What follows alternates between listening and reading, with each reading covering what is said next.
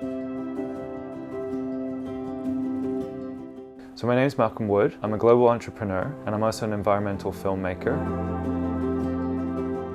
For me, the symbol is water and mountains, and I need both in my life. So I spend the winter in the mountains, climbing, flying, paragliding, and then I need the contrast. I need to get back on the water and be doing adventures on the water because I love kite surfing and I love sailing. So I wouldn't take one or the other away. So just always loved adventure.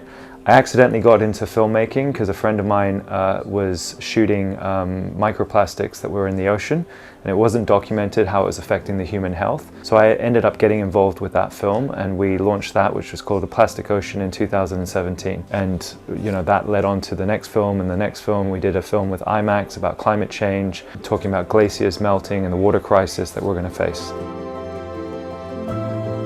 I don't like to compete, so for me it's more doing sports because you love to be in the environment, so that the sport is the excuse to get out into the space. I'm also a fisherman, and I always say to my son, it's not catching the fish, it's the excuse to go out fishing for the day. And I think that's really true with adventure sports. So whether you're climbing a mountain, you get to experience the beauty of the mountain. When you go sailing, you get to experience the solitude of the ocean.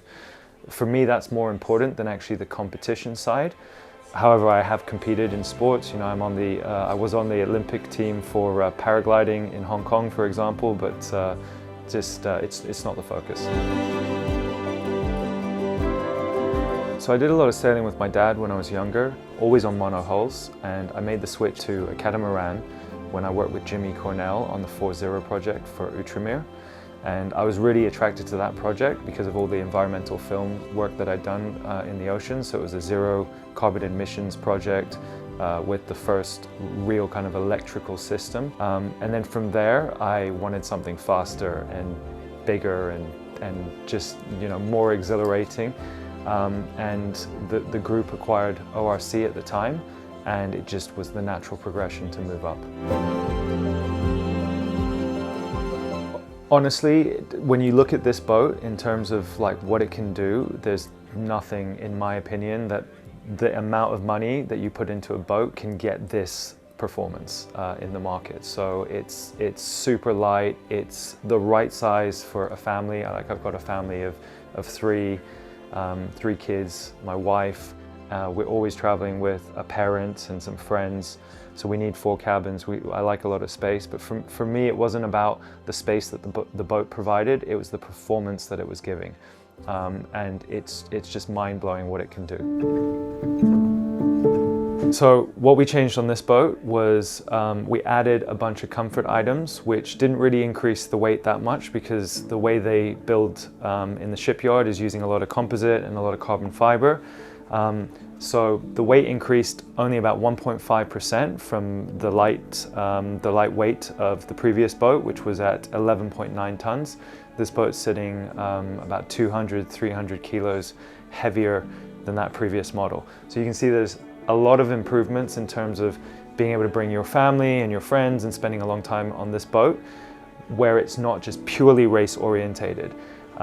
We've changed the nav table, we've got all the amenities, all the safety equipment.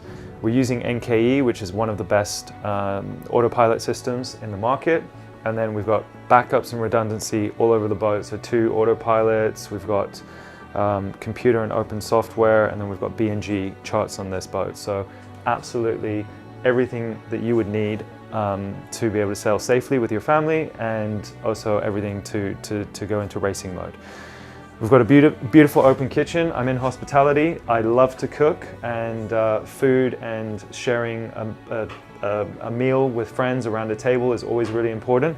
So you can see, again, redundancy built in. We've got gas, induction, and several different fridges. So there's enough fridges in the boat because you've got a system here and you've also got a system there, and we've got some additional systems here. So I think that's 5 fridges, 6 compartments, all different cooling areas. Let's go down into the boat. So you see there's a massive bed here. It's 2 meters by 2 meters, king size bed, beautiful visibility. This is one of my favorite layouts because it's a semi-owner's edition where you share the hull with your kids and or your friends actually, and it's amazing because you get the whole length of the boat where you basically move the forward cabin into where the skipper's cabin normally would be.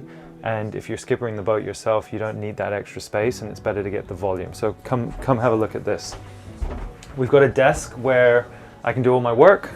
We've opened up the sink and where the kids and the family can brush their teeth at night. And it's just a nice, beautiful space. It creates more openness, and you just see how long the boat feels now. Big space, ample bathroom here with a toilet and a shower, and we've got a bunk bed for the 2 kids or guests, or if I need a skipper for harder transits, then they can help join the trip and stay here and help me crew the boat. And then this is my favorite room. This is where all the toys are living, so our spear guns and our fishing rods. What's really surprising about this boat is the headroom you get here. I mean, you can see it's 7 foot tall, and then if you look under the floorboards, you've got another almost 2.5 feet of volume down there as well. So these hulls are absolutely spacious, but they're quite narrow, but you make up with the volume. When you're doing night passages and you're doing a night watch, this is one of the coolest places on the boat. You've got almost a 360-degree view. You can lie down. We've set up the nav table and the computer screen so that you can actually see all the data while you're here. And it's just great as well when the partner for the night watch wants to take a rest. We're trying to save weight wherever we can, so we have added the amenities, but where we can save the weight, we've taken it out. So we've used these fabric cupboard doors, and you can see we've got a full-size washing machine behind here. And then in the bathroom again, it's just super nice. There's not many boats with a bathroom like this. You don't need anything else. And we have these beautiful towel heaters as well that run off the solar, and it's just great. It keeps the towels dry, which is one of the issues you have on a lot of boats. So we've got a toilet there, separated shower room here, and then in this space it's the same on both sides. We've got a redundancy inverter and charger on both sides, and at any point when you lose one system, you'll be able to turn over to the other system, which is really important when you're on expeditions or in remote locations. So it's all really well laid out with two chargers. This is where the normal bulkhead to the sail locker is, and you can see how much volume you have in here. We have no lack of space in the sail locker. So only having one sail locker here, we've got every single sail that you can possibly want on a boat like this, and we've got ample room. So this is the normal cabin layout on the guest side. So a few of the things that's been changed on this boat versus the previous options is we've put a bench here. We've got a gas locker there, so the gas is outside, and we've got this massive open space which is still big, but we've also increased the size of the back sofa. So if you've got people that just want to enjoy the cruising, it's a really nice place for your guests to hang out. So that's been a great improvement on the boat. So as you can see, there's a lot of great circulation space here, which gives you access to both helm stations, which is really important.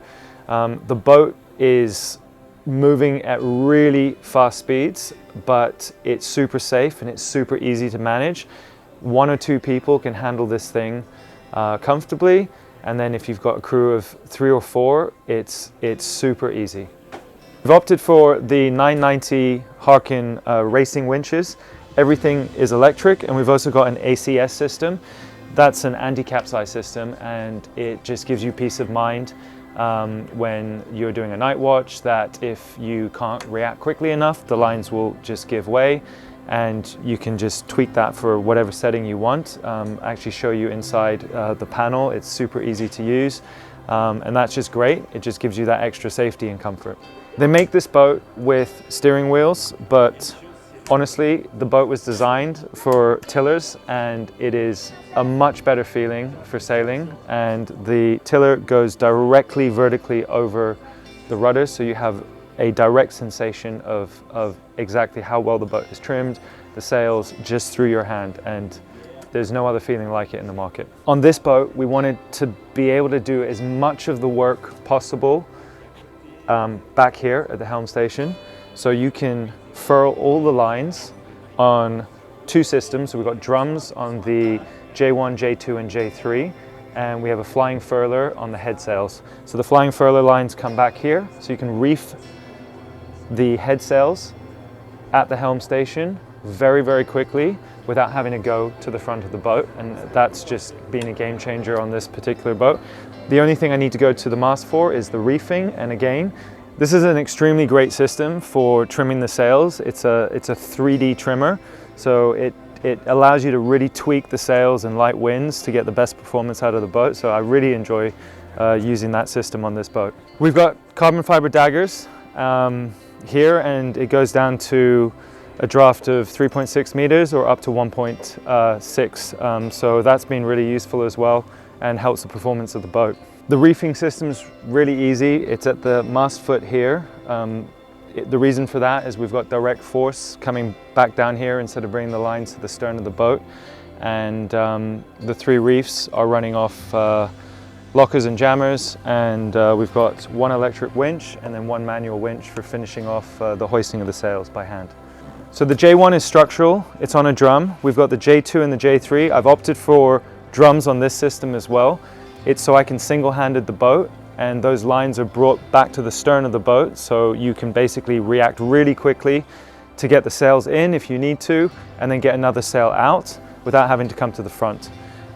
The flying furler system is still being used for the head sail, but again, the lines are running to the back, so you don't have to do any of the furling of the sails at the front. For the performance that you get from this boat, with top speeds almost reaching 30 knots, it's actually quite a safe boat. You can helm the boat with two people, or you can single-handed the boat, and all the systems are coming back to these helm stations. The only reason to go to the mast is to take a reef, and honestly, for the amount of money in the market today, there's nothing that buys this amount of performance for the amount of money that you're spending. So those VPP charts of this boat are absolutely insane. The boat performs so well. It's extremely light, but you have all of the comforts and all of the safeties that you would on a normal boat. You're just moving twice the speed, and you're doing it with a lot of redundancy and a lot of safety built into to this particular model of boat.